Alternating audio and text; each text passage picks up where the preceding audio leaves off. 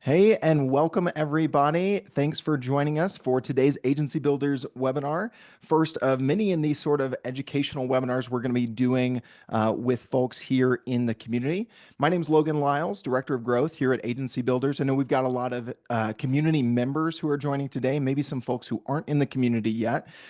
So if I haven't met you yet, hey, I'm joined by Ryan Watson. He's a partner at Upsourced Accounting. They're an agency-focused accounting firm that helps agencies elevate their performance with digital accounting and CFO services to help them succeed. As a partner at Upsource, Ryan's helped scaling agencies build better plans, see the future, and ultimately drive profits. And he's also got experience in an influencer marketing ad agency where he built the team to over 50 people and 10 million in annual AGI. So he's not only an expert in the accounting space, but the agency space with his background. Just a few housekeeping items. If you are not able to stay the whole time, you will get a copy of the resources that we're going to be sharing on screen, as well as the recording of this. But I want to encourage you, stick around because we're going to have some live Q&A. And I know a lot of you are probably doing annual planning right now. And we've got an experienced agency experienced CFO that you don't always get that combo on the line today. So feel free to chat. Hit us up in the chat. By the way, I'm in the Denver area. Ryan is in Ohio. We're going to try and make Yeah. this as exciting as the Monday Night Football game between the Broncos and the Browns the other night, but no We'll promises see what we here. do. And on that I think note, we could do it. we can do it. We can do it. Yeah. I'll play Bo Nix. You've got Jameis Winston. On There that you go. note, let us know where you're joining in from today. I'd love to see that in the chat. So let's kick it off there. With all that being said, Ryan, thanks for being my guest, man. Last time you and I recorded some stuff, it was on Yeah. this topic and people really loved it.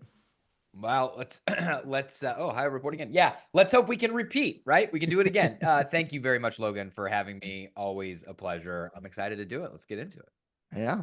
All right. Well, as everyone probably knows, our topic today are the five financial metrics that top agencies get right. And this is not just kind of, finger in the wind. What are some financial metrics you should be tracking? Because you hear a lot of folks saying this or that. This actually comes from an analysis of a lot of agencies that the Upsource team has analyzed. So we're going to be talking about those five financial metrics, introduce you to a framework called the margin triangle, as well as the hierarchy of financial needs so that you can determine what are the ones that I should prioritize for my agency right now, depending on the stage that you're at. Before we get there, though, Ryan, I just wanted to ask you the importance of tracking the right metrics, reviewing them at a regular cadence. I imagine between your own experience and client work that you guys do, there might be a story that kind of illustrates the importance of this, right? We always want to start with why it's important Yeah, before yeah, we get yeah. into a lot of how, right? So, what's top of mind for you Well, I'm there? sure I've got a lot. Obviously, this is what we do. Got 120 clients spread across the country, so we endure. We do this every day. But one specific instance comes to mind that I think is actually kind of a nice segue into one of the five topics later. And this was a client that we started working with earlier this year, who, when they came to us, very classic story, not earning the profitability that we felt like that they felt they wanted and we felt was possible for an agency of their size, which, by the way, we should have been north of 20% net profit margins. And part of the reason why they had gotten into this situation is because they had historically grown very quickly, right? 30 something percent per year. And they had always believed, you know what, we're hiring ahead of demand so that we can sustain this rapid growth rate. And so we're sacrificing profitability in the face of growth. But if we had to, we could become profitable. Well, enter 2024, pretty tough year across the board. The music stops for them and their growth rate sort of plummets, or at least plateaus. And now they're looking at a flat to down year. And surprise, surprise, still not profitable, right? And so ultimately, we look, and the issue is that, they look, if I'm looking to try to maximize profitability, I'm looking at gross margin. Like, how much money am I making on the core work? We'll talk about that more later. And ultimately, they were not earning an adequate gross margin. And what we realized was, their methodology for making hiring decisions was when it started to hurt for the team. The team raises their hand and says, "Oh, you know what? Gosh, we're burning the candle at both ends. Yeah. We can't possibly take on another client, and so we got to hire another person, right?" And so, we come in and we say, "Okay, well, look, we're not going to make hiring decisions that way anymore, right? We're going to use expected utilization, and project profit targets in order to achieve our gross margin and to handle our capacity planning. Well, as we start to insert that data, right, and use actual utilization data to make hiring decisions, what we find is as the team is raising their hand, oh no, we absolutely have to add another person. We can't take another project.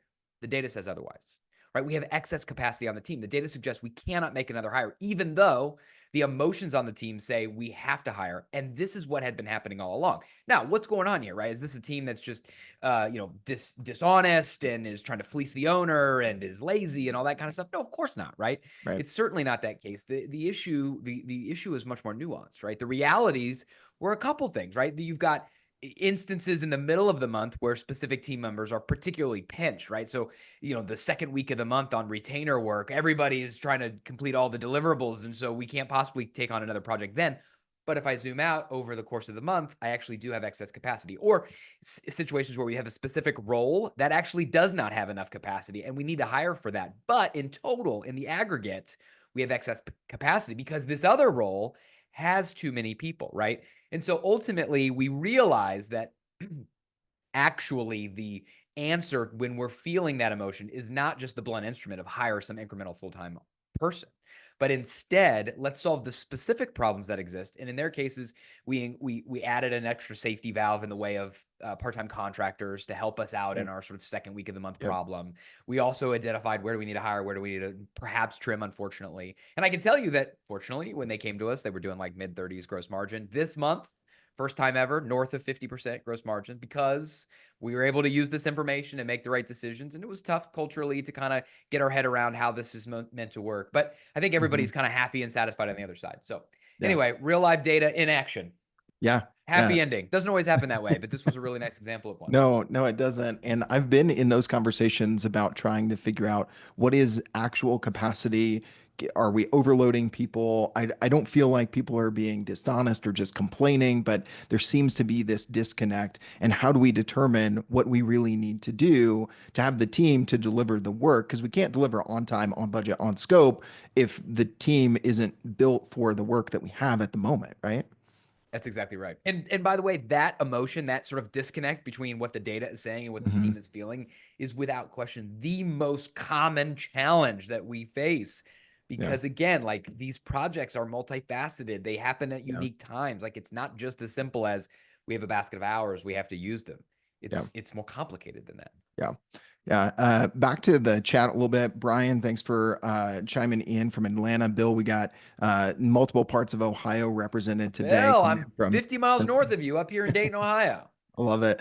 Let us know in the chat if you've ever felt this, where, what folks are saying and what you're seeing in the data isn't quite matching up, or you've struggled to kind of pair those up. Would love to hear if that's happened to you guys. I love the part of this story of going from 30% to north of 50% gross margin there. Let's dive into our list. I love a good list, Yeah. and we're going to count them down from 5 to 1. Obviously, we want to lead up to number 1. And Ryan, what you think is oftentimes the most important as we get into the hierarchy of financial needs, we'll put some nuance to it based on the Yep. stage of your agency. But let's start counting these down, starting with Yep. number 5 on the 5 most important financial metrics that need to be, on your Yeah. dashboard or visible some way in your agency. Yeah, and how I would contextualize this whole list, it may not be perfectly in prioritization order, but it's close. And also, like these, the way to think about this is these are the things that are indicative of the most successful agencies that we work with, right? We've got over 120 that we work with currently, spread across, the country, and we've worked with more than 200 over the time. And so, what separates the sort of winners, those in the upper quartile, from those that are still struggling to earn profitability? So, number 5, I guess. Number 5 is the amount of revenue derived from existing sources, like existing revenue as a percentage of revenue versus new revenue, right? So again, what am I talking about? So first of all, like if I think about, if I'm an agency, I'm doing 2 million in revenue this year, how much of that revenue is coming from customers or clients that I have worked with prior to this year, right? How much is coming from existing resources or existing clients rather, and how much of that is derived from a brand new client? So we often say, like, in order for our agent, I have yet to see an agency that eclipse what we call build mode that gets to like that 3 million plus stage without having at least 50% of revenue in a given year coming from existing sources. And what we really target is somewhere in the 70 to 80% range, right? And Okay. so, look, why is this important, right? Like I'm sure I'm talking to somebody in the audience who might have an agency like this and who can empathize. But I can tell you from experience, there's no more difficult business on the planet to build than the business that lives and dies by new revenue generation, right? An example of that might be that, the sort of branding agency that services mid-market clients and is churning out maybe $50,000, $100,000 identity and brand work, logo creation for clients, right? Well, these clients of theirs are 10, $15 million in revenue. They may spend $100,000 on a logo or brand identity, but they're not going to do it again for another decade, right? So as soon as that work is completed, that client walks out the door. And now I've got to I got to hunt for my next meal. And I have physically seen with my own eyes clients who have had in these situations who have had absolutely blowout record quarters only to then come back the next quarter and have a terrible quarter and go out of business, right? And so ultimately your ability to scale revenue is dependent on your ability to stack revenue. And the only way that you can stack revenue is to sell it, retain it, and add to it. Right. And just to be clear, in the world of retainable revenue, I don't exclusively mean recurring revenue or retainer based revenue. I'm glad Obviously, you that's the pointed holy that grail. out. I think Yeah, that's an obviously important that's the point. holy grail, and Mhm. everybody is looking. I mean, I can't tell you how often I have clients that are like, okay, so what are some ideas that I can use to create retainer and recurring revenue? And we can talk about that, and that's great, but that's not required. Often success in a project-oriented environment looks like an annuity of projects, right? It looks like land and expand. It looks like I'm working with Salesforce and I do whatever, some branding work or some deck creation for Dreamforce, and then I use that to do the next round of decks or collateral for their next conference. And then I get introduced to somebody on the marketing cloud side and whatever. And so I'm able to string together projects, multiple projects from the same client source. And that to me creates a similar experience, a similar amount of predictability that recurring revenue might create. And that is absolutely foundational to building a sustainable business. So that's Yeah. number 5. What was Yes. that? What was kind of that healthy benchmark that you said earlier? The percentage of what recurring revenue Yeah. versus total revenue you Well, I should shoot think if for. you're under half, we have a problem. Like, again, we'll talk about the hierarchy of financial needs and use that to Okay. decide, like, what do I do next? If I'm Yeah. under 50%. That's probably what I need to focus on next. That's a very, very difficult business to run. Yeah. What I would like to target, quite frankly, is 70 to 80%. Wow. 70 to Okay. 80%. Yeah. Yeah. Awesome. All right. So that's number five. Number four, I think we're Yes. going to touch on something that we flew by in your story Yeah, a little actually. bit, right? Yeah. When it comes to utilization and capacity of the team. Yeah. Yeah. So number 4, the best agency owners are using data like forecasted utilization to make objective decisions like hiring, right? So again, that story was a perfect example of the sort of, this agency, this client, before they started working with us, made a mistake that lots of clients do, which is use a combination of gut feel and anecdotal information to make difficult decisions. And that's really dangerous for an entrepreneur like us to get into the habit of doing, because the thing you got to realize as entrepreneurs is we're all optimists, right? Like that's what got us into starting a business in the first place. Because if we were realists or pessimists, we wouldn't own a business, right? Because the reality is like the median outcome from an agency is probably a little bit worse than the median salary I'd get if I just went and like worked in Oracle's marketing department, right? But the top third or quartile of outcomes meaningfully more significant than that. And so we all think we're capable of creating that outcome. And that's why we're here, right? So we're optimists, which means when we're faced with a challenge, like, okay, let's say my team I have excess capacity, right? I'm not earning enough money. My gross margin's low because I've got my team and they don't have enough work. They have excess capacity. So do I need to let them go or do I have more work coming, right? The natural inclination to that question for an entrepreneur is going to be to say, I got tons of work coming. I just got off a call earlier today. They were hot. They're ready to buy. I've got a couple other things coming. I'd be crazy to let this team go, right? January was bad, but February is going to be on fire, right? And of course, But we all know that that but is always there. Yeah. we know the reality is going to be something different, right? So Mhm. what the best agency owners do is they set that optimist brain aside when they're making these decisions, and they make hiring and firing decisions based on actual and forecasted weighted utilization. And so again, in that situation, what I would do is I would say, okay, well, what is my current utilization based on the contracted work that I have for my team?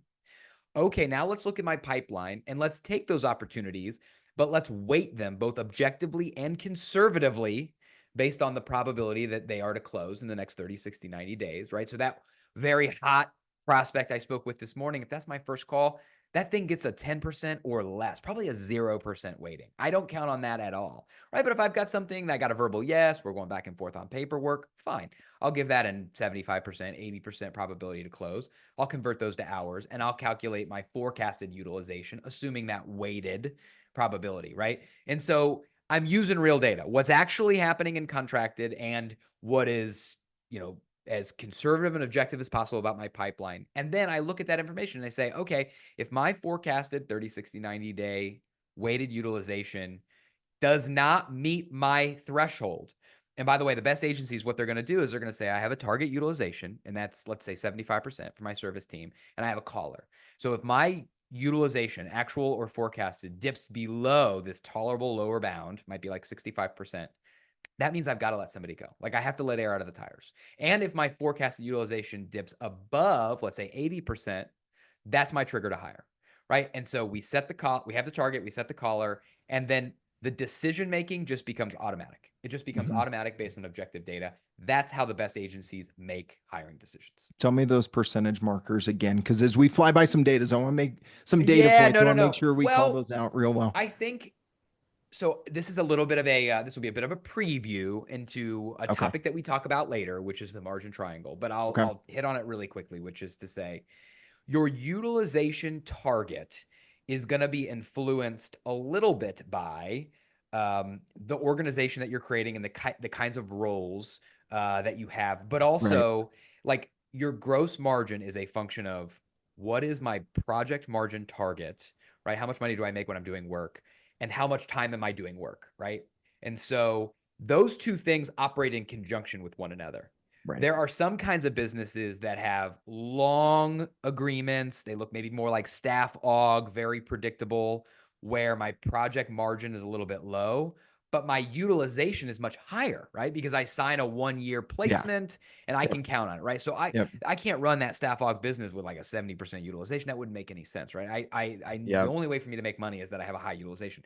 But I might have these very high, very profitable project-based design work, whatever, but they come in a sort of feast or famine world. So I get high project margins, but I can sustain and must sustain a lower utilization target. So Yep. anyway, Okay. the utilization target is going to vary, but it's probably going to be between 70 and 80% for the Okay. service team.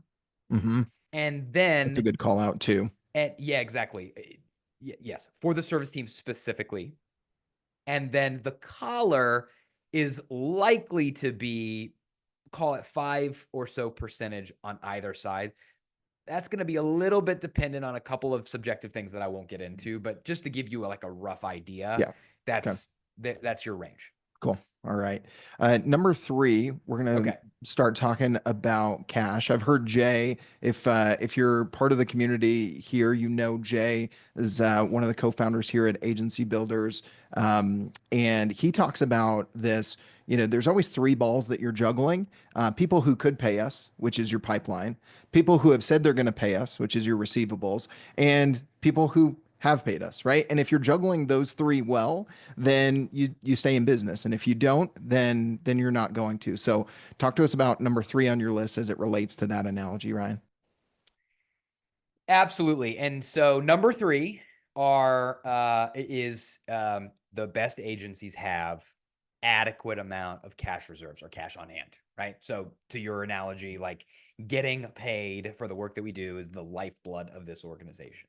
And the best agencies are both able to do that and have done so reliably enough at a sort of positive profit margin that they have accumulated sufficient cash reserves, right? Because the reality here is that except for a unique sort of sector of agencies which has exclusively recurring revenue. A lot of these businesses are project based in nature, and project based businesses have chunky cash flow, right? The invoices are large, they come at milestones, the ability to collect from certain clients. If you have large clients, the payment terms might be 90 days, and so cash comes in chunks.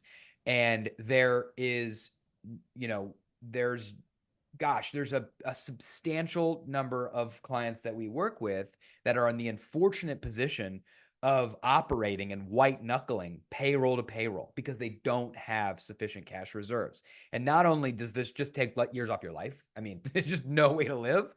It also forces you to focus on short-term needs and short-term thinking at the very direct expense of long-term thinking and long-term strategy. And so ultimately, in order to sustain the ebbs and flows of cash endemic to project-based agency organizations, you got to have cash reserves. And we typically recommend 3 months of fixed monthly operating expenses sitting in cash reserves. Now, look, if you are one of those organizations fortunate to have exclusively retainer-based work, you get paid automatically on a direct withdrawal every month, you could absolutely sleep easy with fewer than 3 months of fixed monthly operating Makes expenses. sense. Likewise, if you're one of those agencies that have serious peaks and valleys and Yeah. you long sales cycles, big seven-figure deals, whatever, you're probably going to want to put away a few more months of cash reserves. But Yep. 3 months is kind of the starting point. That is prior to what we recommend every one of our clients get is a line of credit. Right, a line of credit adds additional flexibility for timing, not to subsidize an unprofitable business, but to sustain, to bridge timing Yeah. above and beyond your cash reserves. Yeah. So absolutely important sleep at night factor, as well as kind of the leverage point for you to be able to think Hmm. strategically long Yeah. term.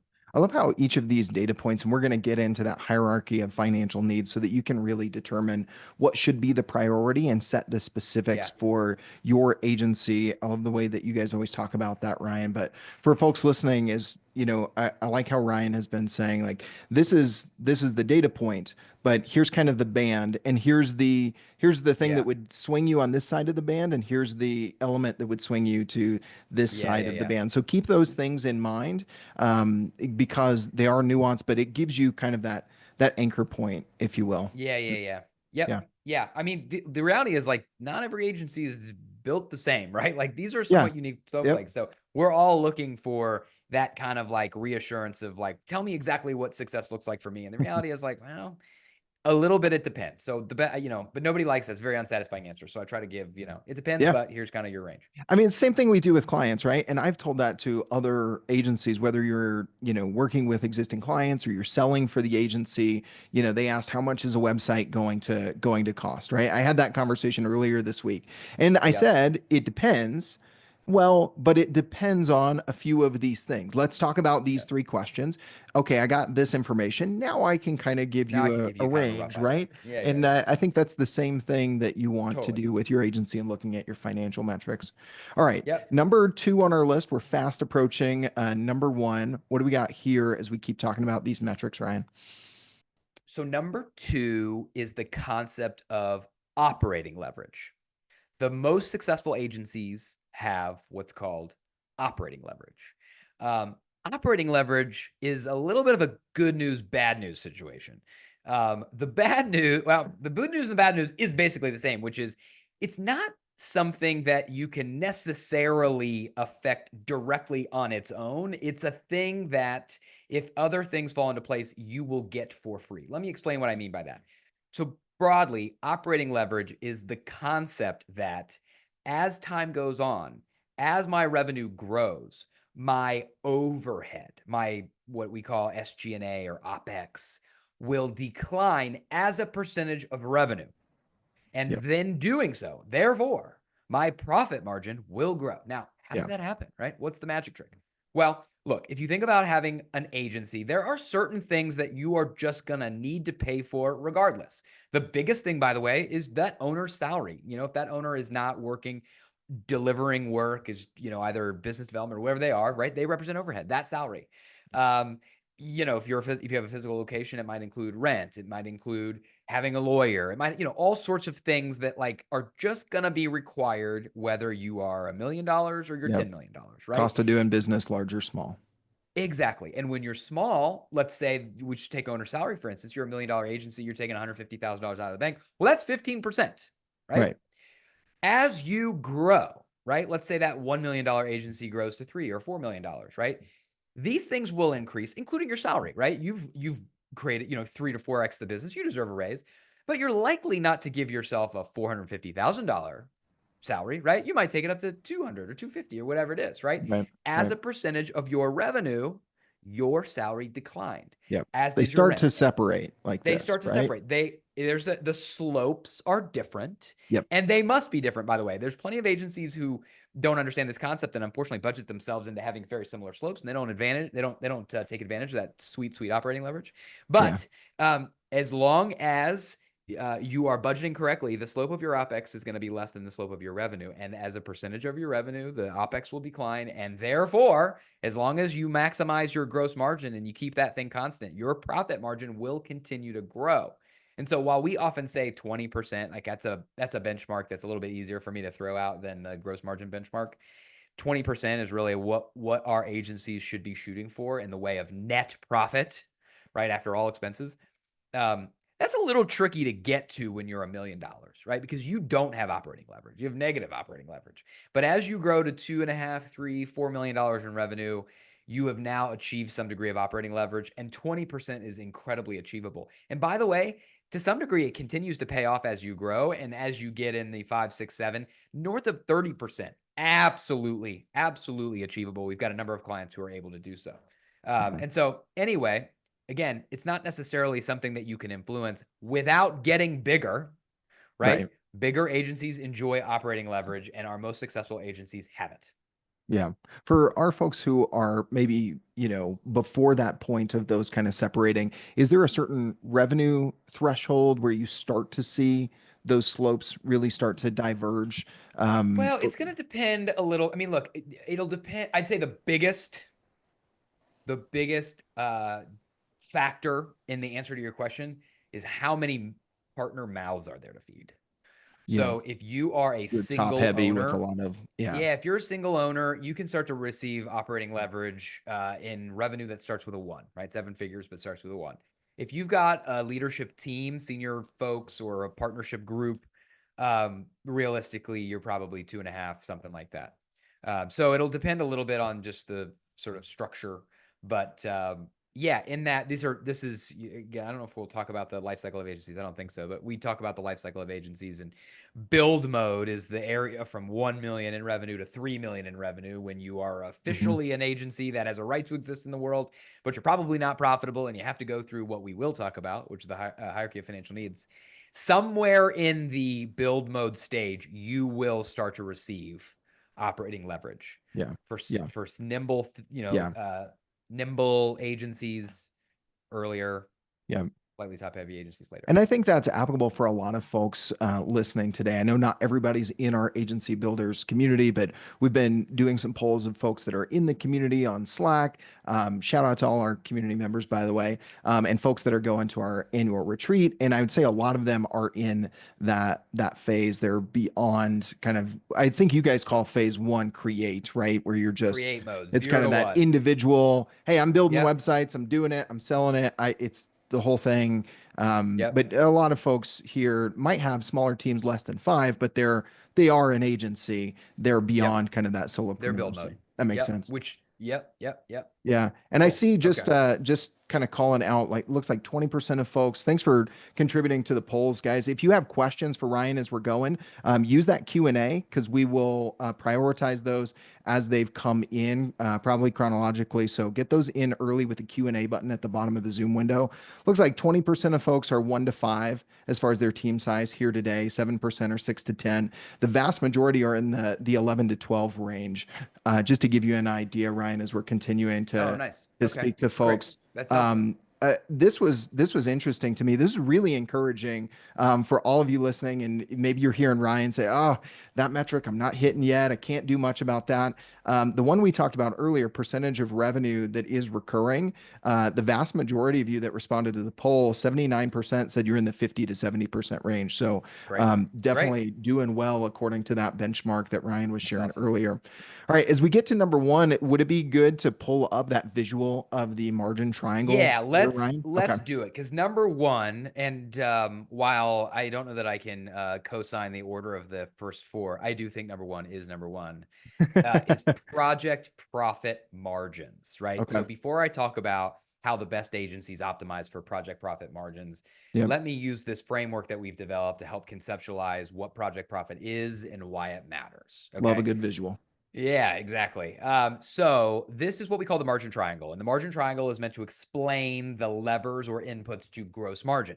Before I talk about the inputs to gross margin, let me just define what gross margin is. Gross margin is the amount of money that we make on the core work that we do before we pay for things like overhead, OpEx, right? Rent and legal and things that are not involved in the core work that we do. So definitionally, gross margin is revenue less the cost to service that revenue, which, by the way, in large part is service salaries and some other out of pocket project costs, right? Mhm. Revenue less the cost to service that revenue. That's gross profit. Gross margin is just that reflected as a percentage, right? Yep. So, Yep. gross margin, by the way, gross margin, this is the game. Like, this is the Yeah. thing that we are Yeah. doing. If Hmm. you have a strong gross margin, you will be a profitable agency. And if you do not have a strong gross margin, then it does not matter how disciplined you are in your budgeting exercise and how hotly you negotiate some of your SaaS contracts and things like that. It doesn't matter. You're not going to make any money, right? The game here is gross margin, right? So the inputs to gross margin, or said differently, if you have a gross margin problem or gross margin opportunity, as I like to call it, you have exactly one or both of two problems. One is project profit. Project profit is how much money am I making when I'm doing work, right? Like, what is the actual margin or money earned on that actual project? The other problem is, okay, so I don't have a project profit problem, right? When I'm doing work, I'm making money. The problem is I'm not doing enough work. I'm paying for a service team whose job it is to service my revenue, but I don't have enough of it for them to service. And so their utilization is low. It's one or both of those two things.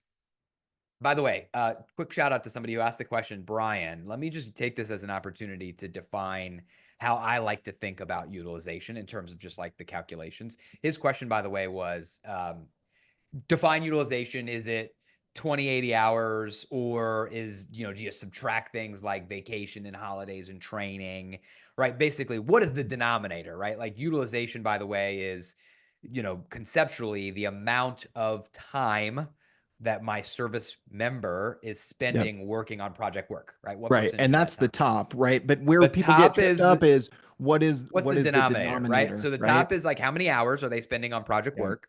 The denominator is divided by how many available hours they have to spend. I am squarely in the camp of the 2080 denominator.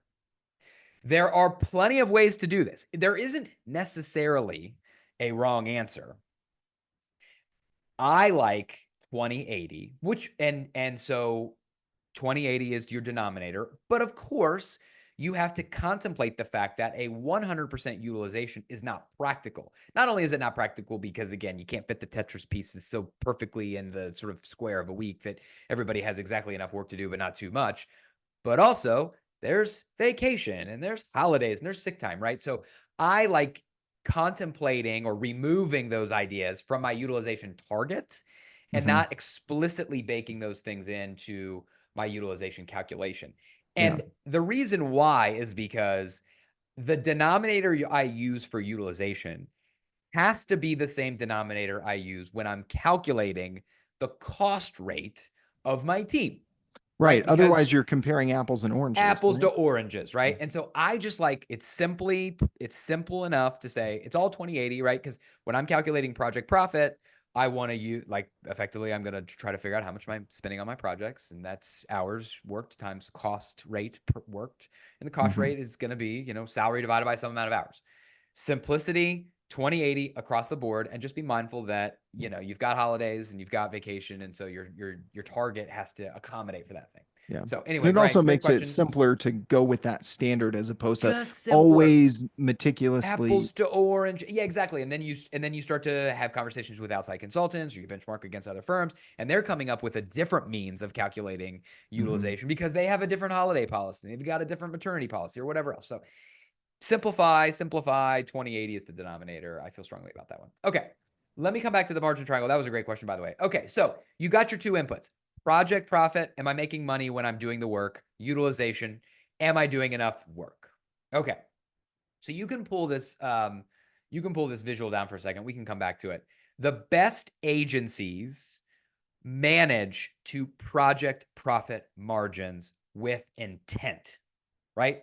So the flip side, the agencies that often struggle with profitability are agencies where, okay, great, you have let's say a 35% gross margin. Okay, well, let's understand, why do you have a 35% gross margin? Oh, okay, well, it's because I've got a couple of projects that are totally upside down. Okay, great. So tell me about project A. Okay, tell me about, so what's the margin on project A? Like, what did you expect to earn, and ultimately, what did you actually earn? Well, I don't know, right? That's the answer. Okay, well, there is your problem right there, right? A lot of agency owners are operating with sort of anecdotes and gut in an Hmm. attempt to try to diagnose at 30,000 feet what one or two things are ultimately causing their gross margin problem. Yeah. And that's just not how these problems work. It's very similar to that sort of like, it's the same problem, the same reason why using your gut to say, oh gosh, I'm really busy, we have to hire somebody new, doesn't solve your when do I need to hire problem, right? Because the reasons for these are so much more detailed and nuanced. So you can't diagnose your profitability problems top down. The only way to figure out why I have some projects that aren't working is brick by brick, meaning project by project. So the best agencies are physically calculating. Well, first of all, when they propose on a project, they have some expectation of what their project margin is going to be, right? They have a project margin target, they have a utilization target. Those two things ladder up to a gross margin target, which is likely 50%. And so when they're proposing on the work, they're trying to achieve that project margin target. And then they're going to look on a monthly basis at all recently completed and in-flight projects to say, okay, am I on track or am I not? And if the answer is no, they're going to ask why. Why did that not work, right? It's likely not, when we have profitability problems caused by project margin being too low, it's not usually uniformly distributed among all my projects for all the same reason. It's not one of those situations where it's like, oh gosh, all my projects are unprofitable because, gee golly whiz, my average cost rate is $80 and I've just been charging $100. And man, I guess now that I do the math, that's not enough. I should increase my prices. Like, no, It'd no, be no, no. nice if it were that simple, right? Wouldn't that be great? Like, what a world that would be. Just flip the switch and here we go. But no, it's not. We're all more sophisticated and intelligent than that. And the reasons that we're not profitable are so much more nuanced and incendiary than that. And so the only way to figure out why there are is, again, to go individually project by project to say, oh, okay, this project is currently tracking to a 40% margin and our target was a 62% margin. Why is that? And the reasons for those are going to be numerous. It could be just a scoping problem. It just could be like, you know what? We just misunderstood what they were looking for. Or we misestimated how many hours it would take us to accomplish that. It could be a communication problem. The individual who sold this had a certain scope in their brain, right? They pictured kind of a small, lighter, leaner version of what the client was describing. But as it got communicated to the client team, they interpreted it to be a much larger, more complicated version. And so the scope just exploded internally because of communication. It could just be scope creep, right? We were all clear on what the scope was up front, but the client's asking for more and we're not Yep. pushing back. It could be a performance problem, right? It's really should have taken 10 hours, but we've got somebody It who's took. spending 30 hours and Hmm. there's just so many, it's a multitude. And by the way, this is the agency game. This is Right. how you make money in agencies. We're matching supply and demand. And it's not sexy, it's not always exciting, but it is project by project. Let me dial in what's going on here. And so I take that, I solve that specific problem with that specific client. I move to the next one. Okay, project number 2. What's going on there? Okay, let's figure out what that issue is, identify, diagnose, and solve that, write that little answer down. And then when I'm done with that exercise at the end of my sort of frequency, let's say it's monthly, now I have the permission to look at all my answers and say, oh, do I have themes here? Are all Yep. 4 of my Yes. worst performing projects a function of poor communication between the sales team and the Yep. execution team? Great. Now I have a systematic solution that I can apply that's going to help me earn higher margins going forward. But that's the only way you get to those solutions, Yep. by Yep. connecting dots after the fact. Yes.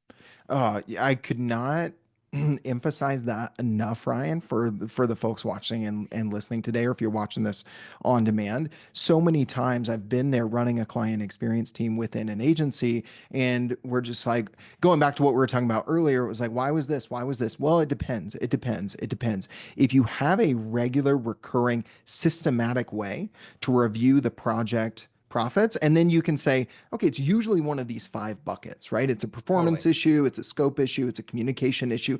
Like, they're going to look different, but ultimately put them in one of those They're buckets. going to be in one of And those then you're buckets. Yep. like, okay, we've got 4 in this bucket Now we can this pattern match. month. Now we can address that, and it doesn't feel like you're waking up every morning trying to solve a very specific Whack-a-mole. different Yeah. issue, right? And you're rocking, and it's Yeah. like, no, this one looks like this is generally how we approach it.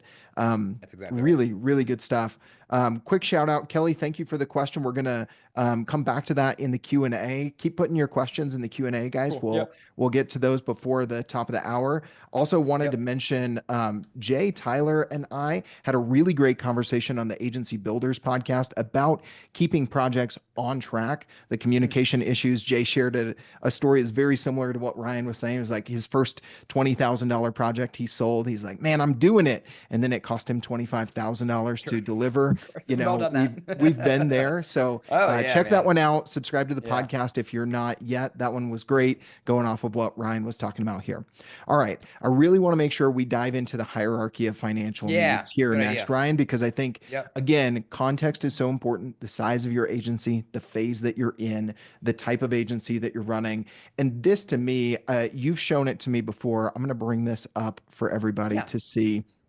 um, Gives some clarity. I know, a lot of us are creatives. We're talking fractions and percentages and doing all this math. It kind of Yeah. becomes Sorry. overwhelming. This gives you Yep. kind of a step-by-step analysis of where am I and what do I need to focus on most right now. And I think that will Yeah. give you a little bit more peace as you go into these annual planning conversations with your team around this time of year. All right, I'll shut up and let Ryan No, that's explain great. it. And no, it's perfect context because, again, the point of talking about the hierarchy of financial needs is really just a function of like, okay, well, let's just say you're sitting here and you're listening to me and you've heard the sort of 5 attributes or 5 metrics that successful agencies nail.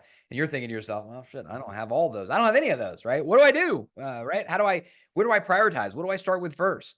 And so many of our clients come to us with that same kind of emotion, like, okay, what are the 25 KPIs that I need to measure and optimize for in order for me to have kind of the perfect agency? And we created this framework in response to that question because we just don't fundamentally believe that's the best way to grow an agency. We believe that depending on where you are in your life cycle, there's probably just 1, maybe 2 things that you should be focusing on and nothing else. And part of that is because, look, in those sea of KPIs that may exist for an agency, these are not all mutually exclusive. They're not independent things. They're related to one another, right? So rather than trying to boil the ocean, why don't I pick the one that's the highest priority, highest leverage, improve that, and a beautiful thing is going to happen. That's going to impact and improve all these other metrics. And so I can do one thing at a time, lift my head up and see where do I need to go next, right?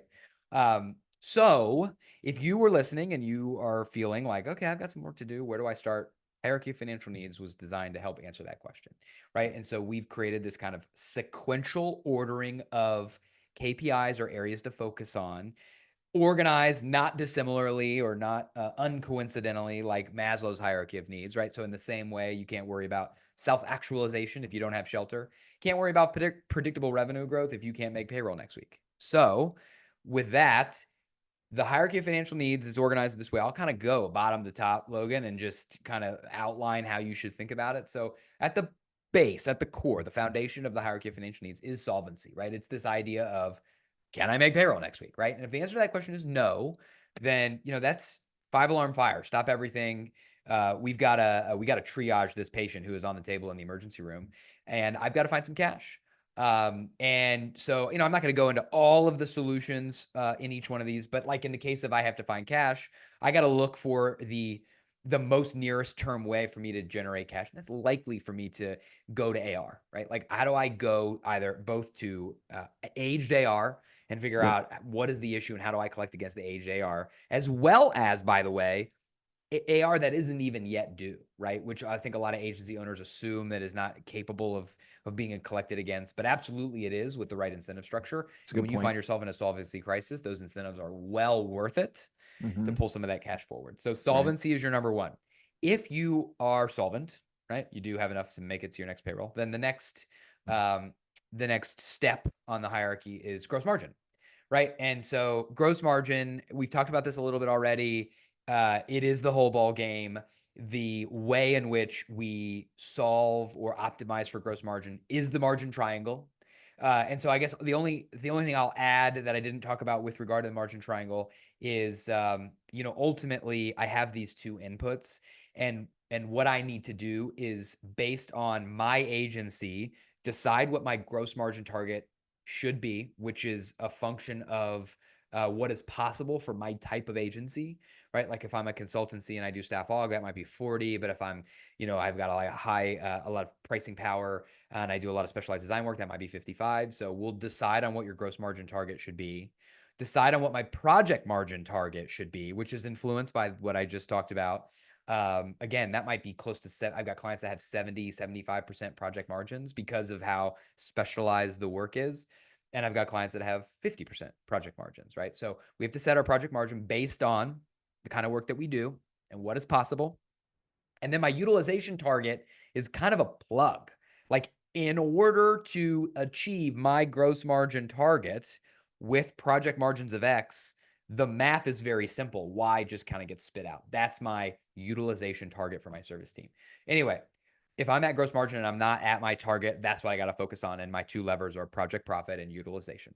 Yeah. Once I have gotten myself to the point where I've got positive unit economics, like I'm earning money on the work that I perform, Hmm. now I start to fill in the cash reserves. Right now I'm making money, and I should be doing that in consecutive months and quarters, and I can fill up my cash reserves up to that 3 months of fixed monthly operating expenses, ideally, Yeah. maybe a little bit more depending on the nature of my agency. Yeah. Once I've got some cash reserves and my gross margin's good, now I'm focused on net profit, right? Like, what am I, as the agency owner, actually taking home after all expenses? And Yeah. as I said before, that is a 20% or better target. Again, if you've got a good gross margin, I can promise you this net profit should be very easy to achieve. Just requires a little bit of budgeting and discipline. And it's going to increase for free over time with the beautiful benefit of operating leverage. Yeah. So net And profit. And then I like the oh, point. sorry, Just Logan. Yeah. just real quick, Ryan, Yeah. the gross margin and the cash reserves, I think kind of similar to your previous that story that thankfully turned around and is headed in the right direction for the agency you mentioned at the top of our conversation. They weren't really looking at gross margin. They were just looking at, okay, we're growing. Maybe they were skipping that and going to cash reserves. And maybe they weren't even doing that. Maybe they were just kind of Yeah. stopping there. But the thing there is to, if you're just focused on growth, or maybe you're skipping that step and you're saying, hey, we're fine because we have these cash reserves, gross margin, that is the game. If you skip that Yeah. step, the rest of everything else Yeah. is You're going going to to fall erode those apart. So margin, it's those just reserves. Yeah. indicative However of you the got point you them. made earlier. So I want to call that out. Yeah. No, that's really good. I don't ever think I've ever actually clarified that point, but I really like that. Um, and then the fifth and final is predictable revenue growth, which, by the way, in my example, that is ultimately, they skipped all the steps and went there. And what they found was they Good were point. selling revenue against Hmm. an operating model that was not profitable, right? And they felt, there's this emotion that like revenue solves all ills, and that, oh, well, the revenue is the hard part and we can just flip a switch and become profitable. Turns out in the agency game, it's not that simple. And so only when you have a foundation that can be scaled does it make sense to invest real time and effort into predictable revenue growth, which is reliant in large part on the concept of retaining existing revenue. Yeah, I love it. And that's it. That's the hierarchy. I love it, man. Just want to let people know we've got a couple of questions in here. One of the things from hosting agency focused podcasts for almost 3 years now, I've heard this, and I mentioned it in one of the LinkedIn posts before this event, is that I know a lot of us here watching and listening are maybe a little bit self conscious about our financial literacy. It's one of those areas I've heard from a lot of agency owners I've interviewed that I wish I was further along. If you have questions, you can submit them anonymously. So if like we've thrown out a term or Ryan's mentioned a number and you're like, Yeah. how did you get there? And like, this is a safe space. So feel free to We're all ask. friends. And if you Trust want to tree. ask anonymously, like go for it. So I just wanted to call that out. We've got some other good ones here. So let's dive into the Q&A, but keep them coming, everybody. So we've got Kelly's question here, which is, how do you determine average cost rate?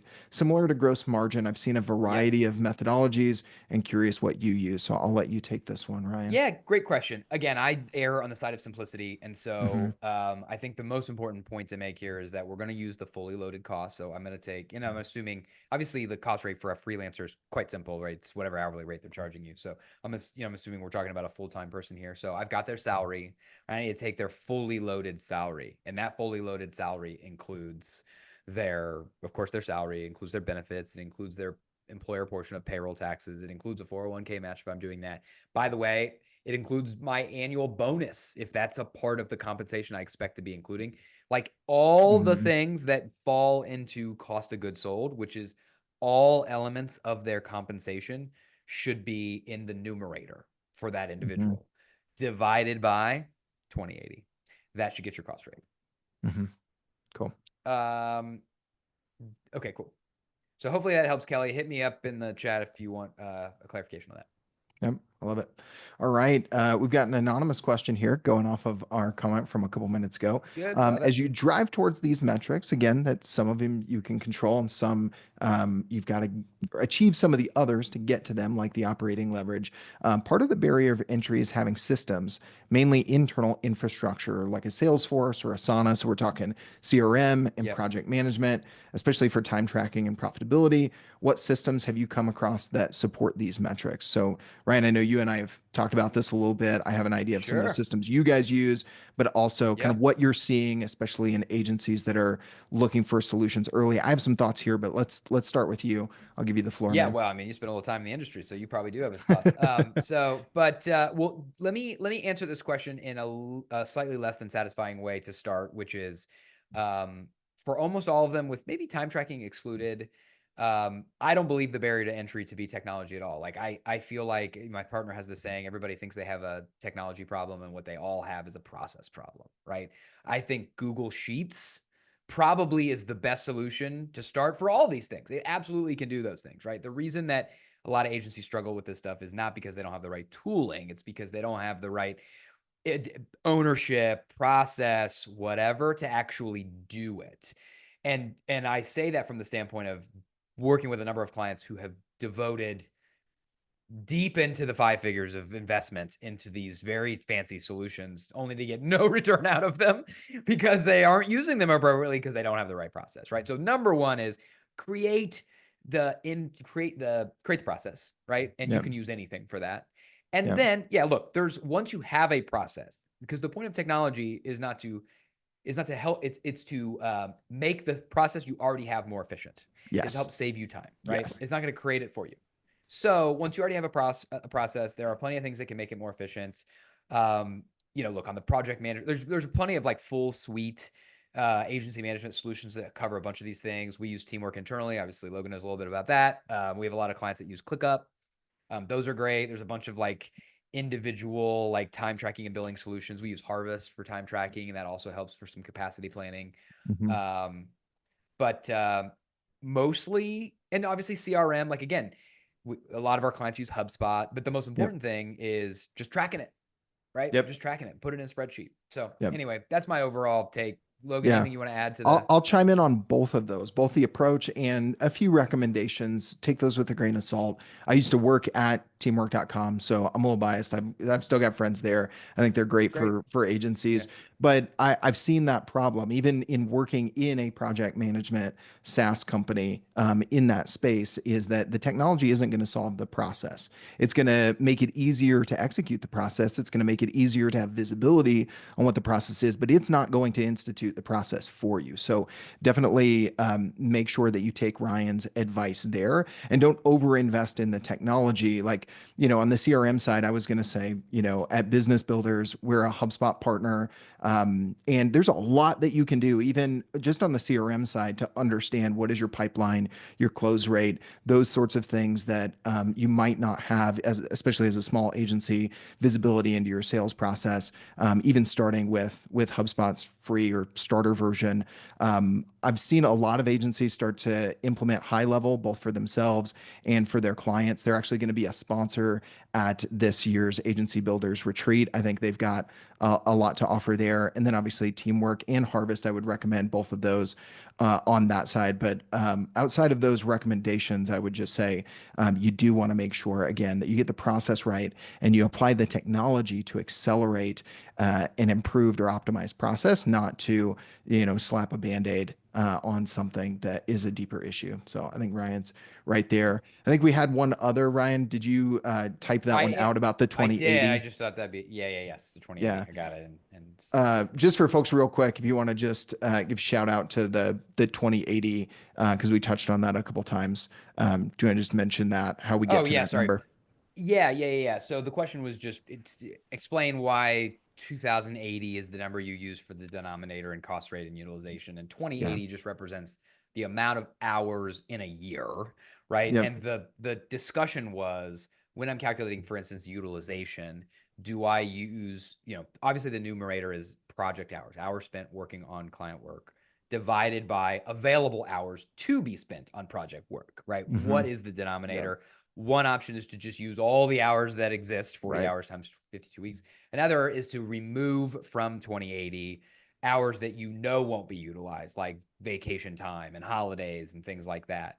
And I think there's varying schools of thought on this, but I prefer using all the hours, but just acknowledging when you set your utilization target that obviously 100% achievement of the utilization is impossible because we have vacation and because we have holidays, right? So you just contemplate that in your target, but don't necessarily explicitly remove those hours from your calculation. Yep. We've got one more question, then we'll wrap up here. Any resources Cool. you recommend for agency margins and percentage to benchmark against different revenue stages? I'm going to drop a resource actually from our friends over at teamwork.com. They just released their second annual State of Agency Operations report. You can check that one out. Might have some good benchmark data from an operational perspective. But Ryan, anything you want to add to that? Yeah, it's a good question. If you pop over to Upsourced, we've got a bunch of resources, one of which is a similar like state of the agency where we've released a bunch of our benchmarks. And the other thing I'll tell you is like benchmarks are tricky. We try to provide them as much as we can because people are hungry for those sorts of things. But of course, the information is nuanced. So this individual who asked the question, feel free to reach out directly. And I'd be happy to chat with you about your own situation. I can give you a sense for where you should Yep. be targeting in specific areas. Yep. Yep. Great stuff. If you found value in hearing me pick Ryan's brain, you will get a ton if you reach out to the Upsource team directly and pick his brain as well. And I was actually going to drop this. Ryan mentioned it earlier. There's a great follow-up content piece from Upsource, the life cycle of agencies. And so we Yeah. talked earlier about that create, build, and the other Yeah. phases of Scale. growing your Yeah. Yep. agency. What are the other? You guys break it into four. Is that right, Ryan? Yeah. The life Create cycle. mode, build mode, grow mode, scale mode. So create mode 0 to 1. Build mode is like where we were really focused today, 1 to 3 million. Grow mode is that like 3 to call it 8 million in revenue. And then beyond 8 to 10 million in revenue is what we call scale mode. So anyway, yeah, we Awesome. have a lot of info there. And I don't know if I've sent this to you, but I will, and we can push it out to everybody who's here. We also, you mentioned account planning or annual planning at the Yep. top. We just published our end of year guide with all of our advice on how to think about annual planning. So if that's helpful to this audience, we're happy to make that available as well. Oh, Oh, sweet. Caroline put it in the chat. So for anybody Boom, she listening, beat me to it. I was gonna yeah, there see, we go. we don't have Jamie here like Joe does, but I was gonna say Caroline stepping in. That's Yes. awesome. So we'll include all of these links. We'll send out these visuals, the recording if you want to come back to this, everybody. The other thing I'll mention, if you are hearing the sound of my and Ryan's voices and you're not yet part of the agency builders community, and you found out about this webinar outside of that, there's a link here you can join. It's completely free. We've got about 300 folks on Slack doing some things on Circle to announce events like this and regular AMA calls we're doing with our co-founders here, Cassie, Tyler, and Jay. So make sure you hear about upcoming webinars and other things. If you're not part of the community there, it's just agencybuilders.com/join. Ryan, other than that, what would be great ways for people to stay connected with you and the Upsourced team if they've gotten value from today, man?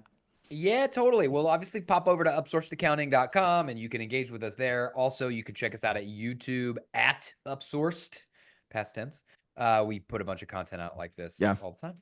You guys do some great video stuff. Shout out to Caroline on your team that Shout out everybody Caroline. saw in the chat there, coming in hot with those links. Thanks everybody for joining. We also have another call. We're going to try not to double up on two calls in one day for the agency builders community. But if you're not joining us, we do have an AMA later today with Tyler and the team. But thank you so much for joining us. Hope this was valuable, and good luck with your annual plans. Ryan, thanks for being our guest today, man. I Of really course, appreciate always it. a pleasure. All right. Looking forward to it. Yep. See See you, ya. everybody.